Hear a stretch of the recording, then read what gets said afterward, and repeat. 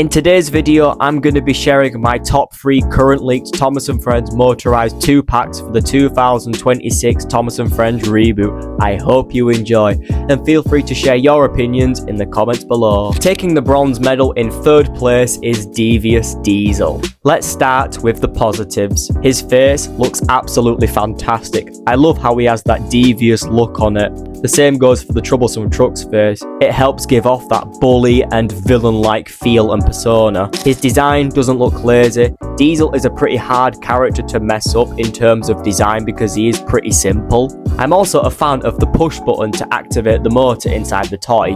In the past, Thomas toys would have a switch to make them go, which activates the motor.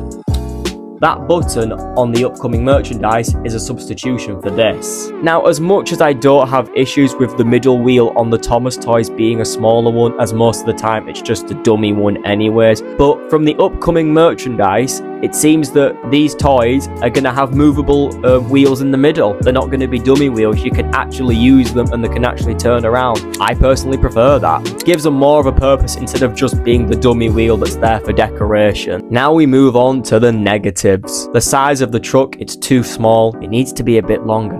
Seriously, what is it with the truck shrinking in size in recent years? They did this last year with the 80th anniversary merchandise and they're doing this again? Really? Another problem is, from what I've heard, I'm not sure if this is true though, so take this with a pinch of salt. You know the free rolling issue that came with the 80th anniversary merchandise last year? Where if you were to try free roll a toy, you'd get this. Apparently, the exact same thing is going to be the case with the upcoming toys. Not a fan of it.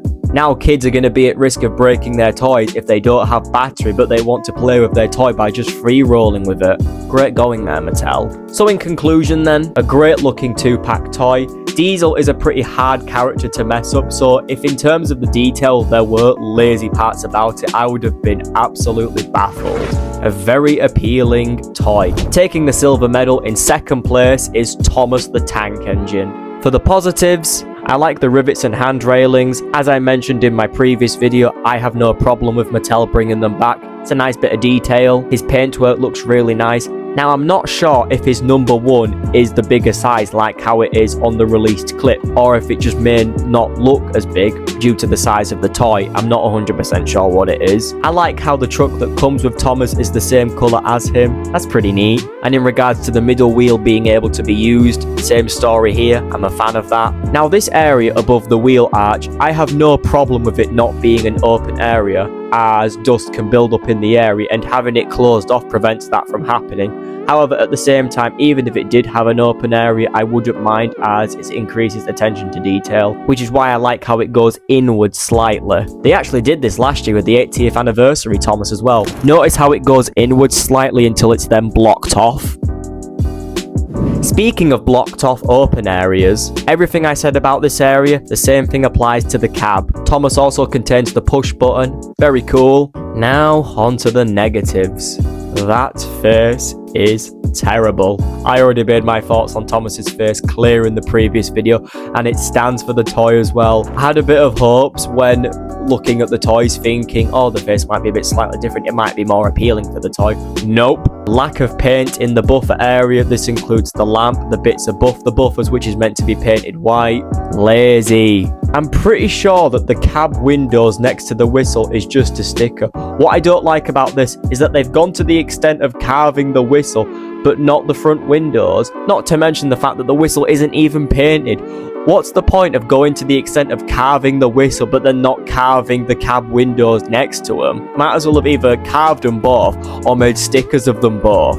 What's the point of carving one but not the other? Furthermore, why go to the extent of carving the whistle if you're not even going to paint it? Once again, lazy. Another negative is the free rolling issue. What a shame that you're not able to free roll with them. So in conclusion then, just like Diesel, a great looking toy, has its flaws as it contains lazy painted areas, and then containing a carved out whistle but not carved windows makes 0 sense. Thomas's truck is too small. At this point you may be wondering, why have I put Thomas above Diesel on this list since I've had more negatives about Thomas than Diesel? Simply put, the positive of both, Thomas outweighs Diesel. And the winner of this list taking the gold medal is Rosie. I absolutely love this. For the positives, her face looks absolutely amazing. Look at it. It is incredible. I like how she still has the lamp. And why is her lamp painted but not Thomas's? Oh, Mattel. Rosie also contains the push button to activate the motor. I think this is going to be a reoccurring thing throughout all the motorized Thomas toys for this year and within years to come. Just like with Thomas, I love that Rosie comes with a truck painted the same colour as her.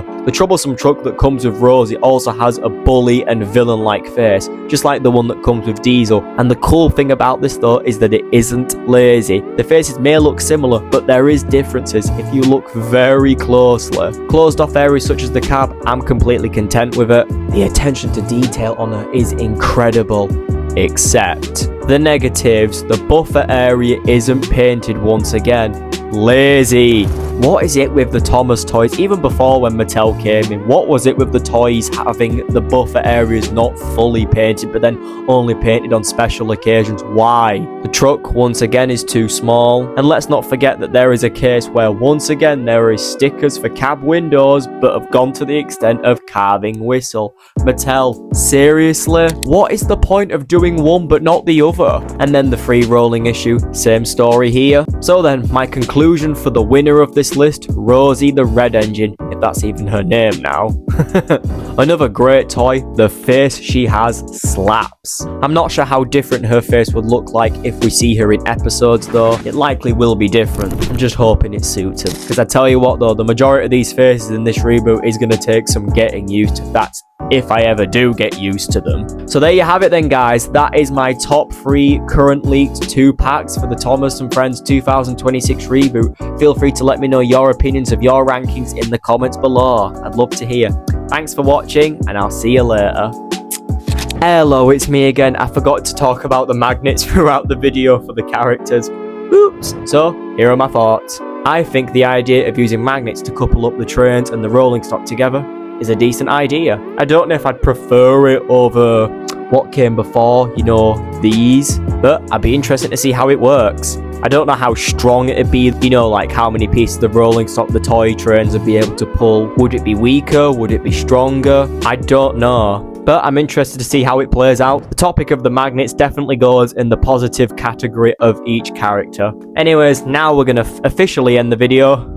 Thanks for watching.